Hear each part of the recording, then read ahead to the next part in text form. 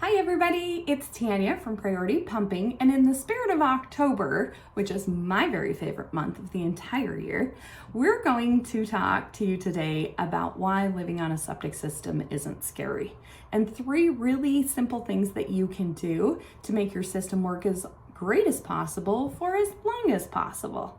So number 1 and most important is to watch what you flush. And by that, I mean pee, poop, paper, the 3 Ps. We preach about it all the time here at Priority Pumping.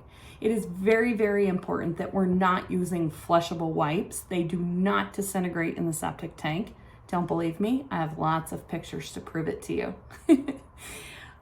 The other things that you don't want to flush down there are like Clorox wipes, Q-tips, all the fun stuff that we use to make our pretty faces in the morning, condoms, feminine wipes, tampons, pads, diapers, kitty litter. I mean, you say it, we have seen it. So make sure that you know what you're flushing down there and educate people that come to your home or the children living in your home that only the 3 Ps go down the toilet, okay?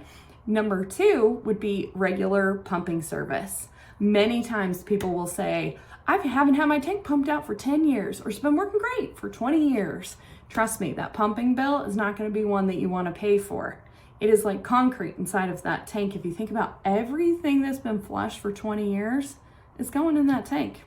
That's going to be messy. We don't want you to be ever in that situation. So our recommendation is every 2 to 3 years. Why so often? Well, for one, and why I mentioned the number 1 items is so important is because people still flush things down the toilet. We understand.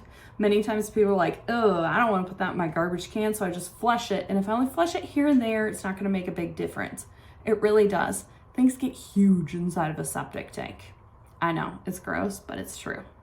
So that's why we always recommend every 2 to 3 years. Another really important thing about that is that you should have that tank opened up every 2 to 3 years and just inspect it. Make sure there's not roots growing into it. Make sure it's still structurally sound. Make sure that the baffles are attached. And if you have a newer system from 1996 or beyond, you will have a 2-compartment tank, which will also include an effluent filter in the rear compartment of the tank. Now that needs to be pulled out and washed off every 6 months to a year, just to make sure that you don't get any clogging and backups inside of your house.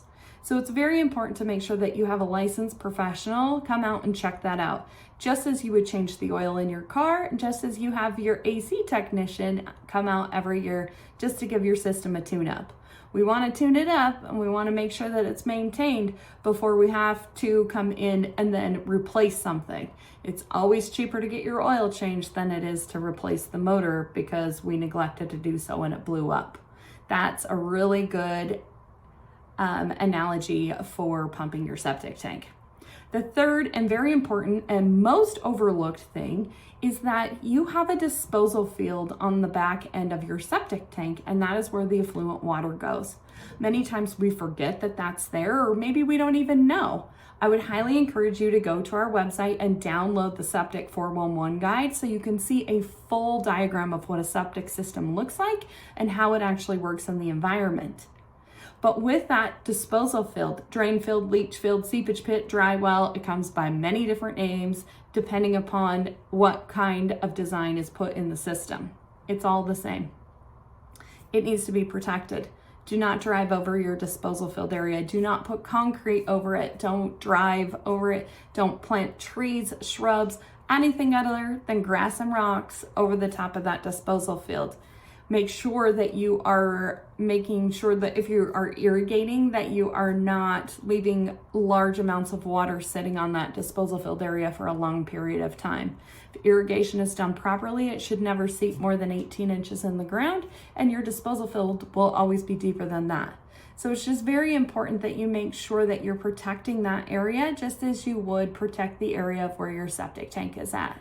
So again, let's just revisit what we went over. Make sure you're not using your toilet as a garbage can. Number 1 important thing, okay? Number 2, make sure that you're scheduling regular maintenance pumping and inspections of your septic system so you know what is going on inside of there. We don't want you to have to call us on a Saturday night with a backup inside of your house. It's not fun to clean up, and those do get expensive. And that's when you end up with having lots of repairs that can be a lot more expensive than just that regular maintenance pumping. And then number 3, make sure that you're protecting that drain field. It is so very important part of your septic system. If it can't drain to the disposal field, it's coming back up in your house, and we don't want that to happen to you. Again, if you follow these 3 simple, really easy steps, you will get the most out of your septic system. You will avoid costly backups, and you will enjoy that septic system for a long time before it ever has to be replaced.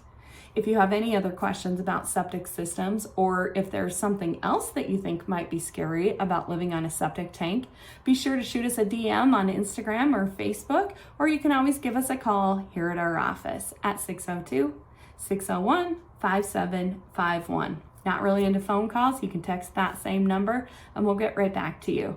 Thank you so much for your time. And again, living on a septic doesn't have to be scary if you follow the 3 simple rules. Thanks.